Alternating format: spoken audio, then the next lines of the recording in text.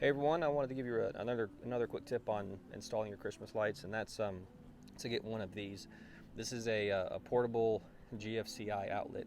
Even if you have GFCI outlets in your home, which you probably do, go ahead and get one of these. First of all, it's good to test the load of your lights. You can make sure you're not going to overload the circuit and trip your GFCI in your home by plugging it into one of these and letting it trip this instead. So that's the first reason.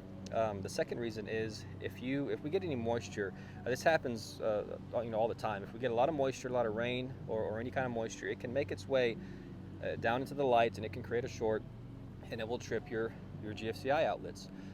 You just have to wait till it dries out and turn it back on, and it's fine. It's not going to ruin the lights or anything, but that does happen.